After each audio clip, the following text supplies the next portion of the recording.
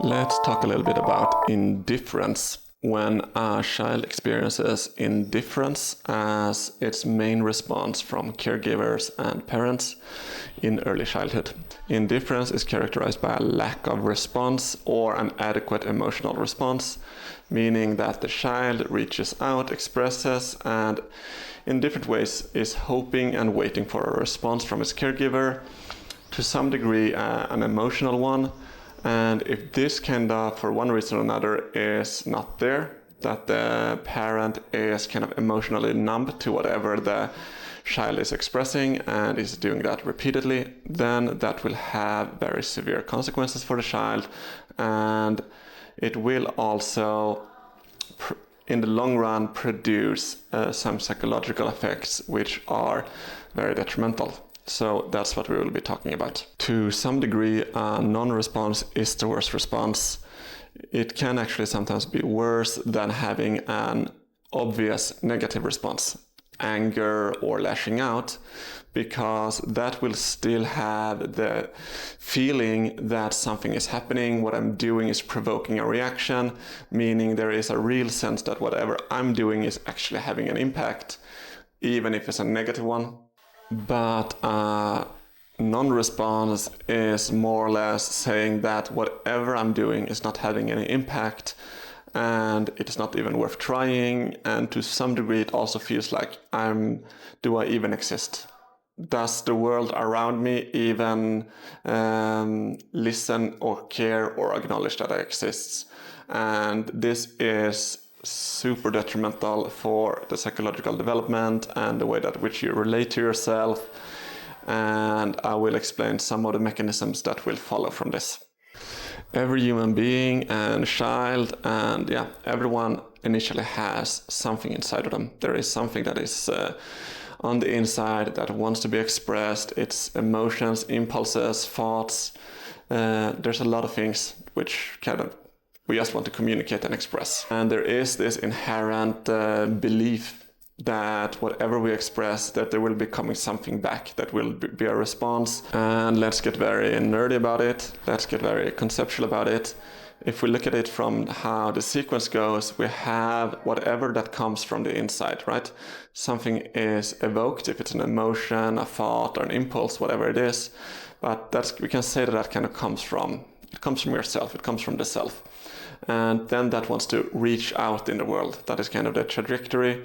And that's also the way in which we differentiate ourselves from our environment, which is super, super important. It's super important to build our sense of self, our identity, that we have our self and our core and whatever comes from there. And then that is kind of projected outward in the world. And then there is someone that meets it and it kind of something comes back. And this creates a distance between myself and the world. And this structures our internal world in a good way, meaning that things does not collapse, they don't become flat. There is a sense of me and the other. But if there early on was lots of problems with reaching out and getting nothing back, then that becomes very unrewarding. It becomes a sense of hopelessness around that, meaning that you will try less and less. The child will try less and less to reach out because it's not worth it. There is nothing coming back. We want to have some kind of belief that when we are investing in something, whatever it is, we want to get something back from it. But if we learn that the energy I expend in trying to express myself is not getting anything back from it, then of course the learned belief will be that it's not worth to invest in expressing myself. And what that will do long-term developmentally is that you won't really build up that differentiation, that distance between self and other, because you are not reaching out. So you are always staying kind of in your core and you are not reaching out. So that means that you will have all of these things inside of yourself, and in one way you can say that there is lots of potential, right? There's lots of things inside of you and you can feel the aliveness. This is a very common paradox for people that have experienced a lot of indifference, that they feel that there's a big potential, that they feel there's a lot of aliveness, but still there is a very little momentum and traction in life. and they maybe don't understand why. It is because all of that potential is kind of stuck inside. Nothing's really going out of the self, or if it is going out, it's in a very limited and protected way. So it all kind of stays inside the bubble of the self, and it's a little bit like a black star or a collapsed star, where there is a lot of potential, but nothing really goes out. And this has many consequences on many different layers. One big consequence is, of course, shame. Indifference is one of, if not the biggest causer of shame, that whatever I'm expressing and putting out is not even worth responding to. It feels like you're invisible. It will really create the sense that you are not worth it. And this is really big, because if you have this over a long time, one thing that will consolidate is that there won't be a difference between what I'm expressing and who I am. Because in the beginning, when you are trying to express yourself and you didn't get anything back, the conclusion is that I'm bad. If you don't have this and you have a little bit more healthy kind of development around this, where you are met and you are mirrored and people engage with you emotionally, then you will build a sense of self-worth, and knowing that who you are and what you're expressing is has a worth and a value. So later on, if you have built that sense of self-worth, it will mean that if I say something and somebody is rejecting it, it doesn't really go to your core. It is more, it can be a little bit different from person to person, but it won't be this attack on the absolute core of who you are. Maybe somebody rejects you, and then it will be maybe like that person was rude, or that didn't come across very well when I communicated it. I could have said that better, something like that. But if you haven't had that experience to build up your self-worth, then it will become deeply, deeply personal. And that is something shame is an absolute master of, that everything becomes personal. So if you say something where one person might say, okay, I just happened to say that a little bit weirdly, or that didn't turn out well, oh well. For a person with very ingrained shame, it's not like that. Then it is way more that I said something bad, then it will go straight to the core and I will be bad. So it will be every type of mismatch, every type of rejection, every type of misalignment with other people will be a testament for your self-worth, and it will be global. It will be that the entire you is bad. So if you haven't built up that sense of self-worth, everything becomes personal and everything becomes at risk at once. This is one of the very bad consequences of shame. Another thing is that you don't build up any kind of buffered layers within yourself, meaning that if you have early successful experiences of reaching out into the world and being mirrored, then that will build some layers around your core self. And for example, you can learn to have roles, you can learn to say certain things without it becoming super personal, and that will create layers in your psyche, so that when something is reflected back to you later in life, it doesn't really go to your core self, but rather to one of your outer layers. And it also means that you can, and this is good, this is healthy, that you can act a little bit from outer layers. You can act more from roles, you can act from things that are not necessarily your core self, but rather a little bit of your outer layers, meaning that you don't have to expose yourself immediately all at once. But if you don't have this and you have more this core wound, there will be a feeling that your core is exposed at all times. And since you don't have the layers built up through experience and repetition, then there is no buffer.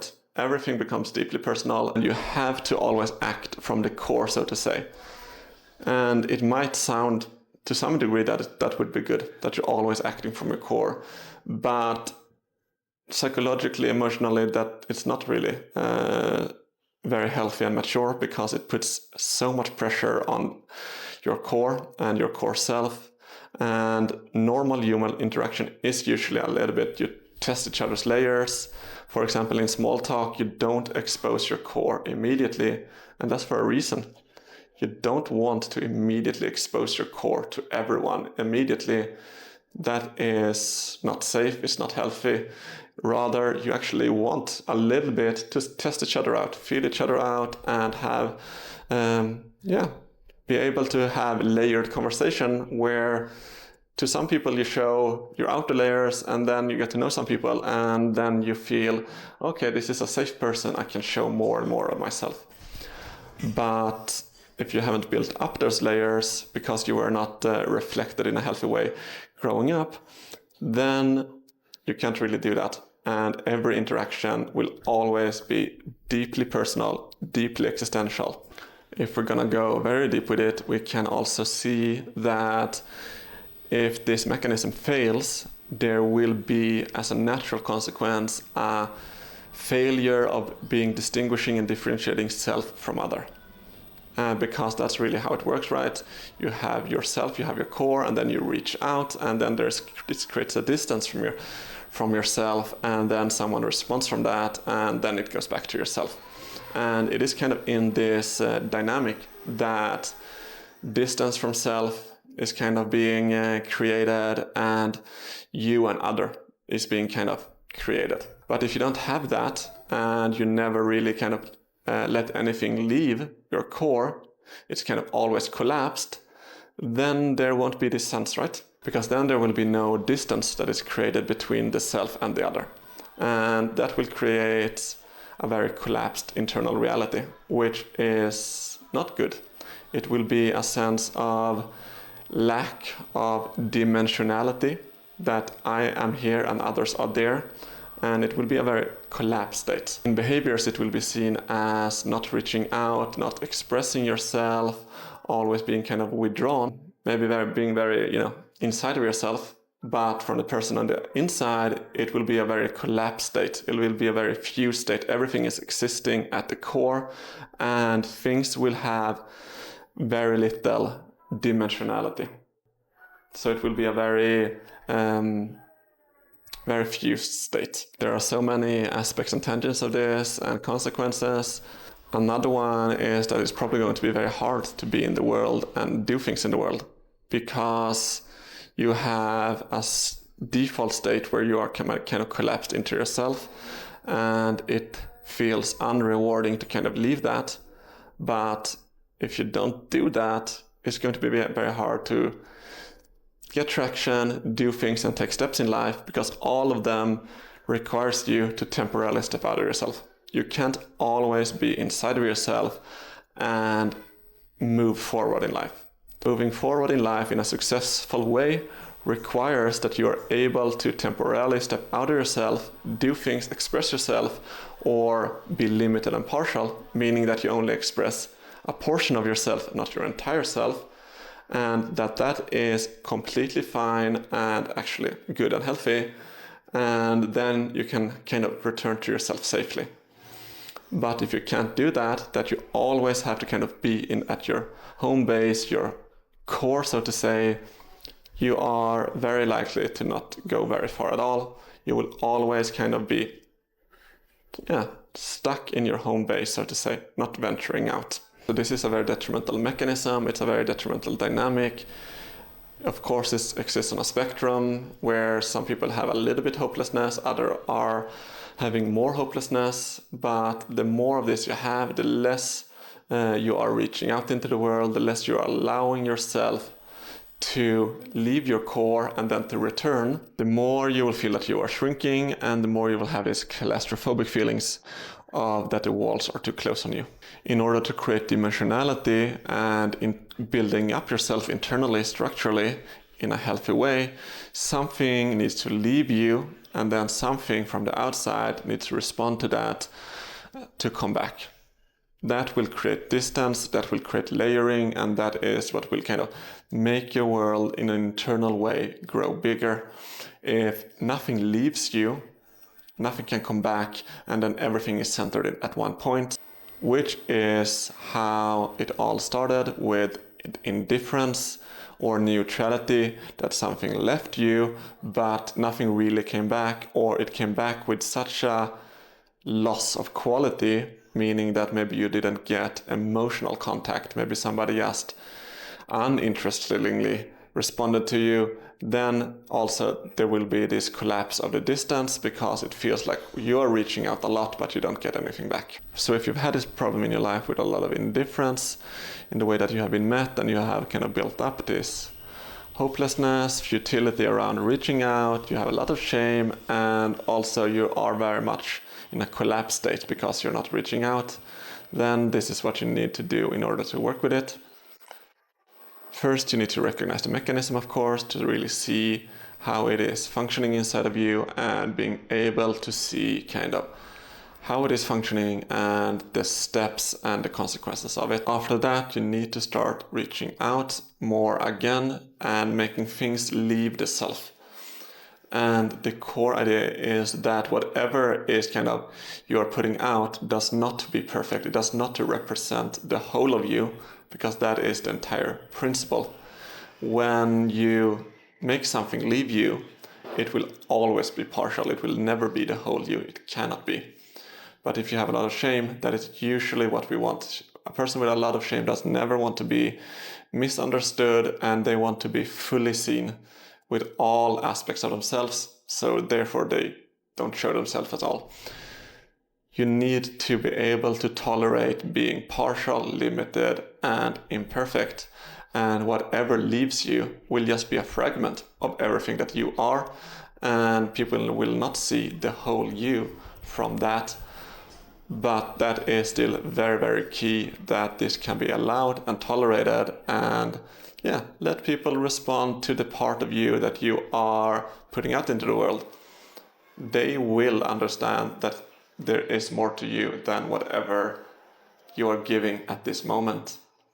And then to be able to tolerate that you are actually leaving yourself or putting something outside of yourself, and something comes back, and even though it's not exactly what you long for and maybe desire, it is still better than nothing. Okay, this was a bit of an advanced one, but I think it's super interesting because it is a very detrimental dynamic. It is a common one, and it is also very clear to see how it works, and especially when you can start to see how the movements of self start to work, the sequence of it, how it goes from no response to kind of the shame, and then the fuse state, the collapse, and then how you need to resurrect that in order to fix it. And if you have this problem, it is kind of super important that you do, otherwise you will be very stuck inside of yourself, and a lot of time and potential will be wasted, unfortunately. Leave me a comment how you relate to this, how you understand it, if you have similar experiences or anything to add. See you in the next video.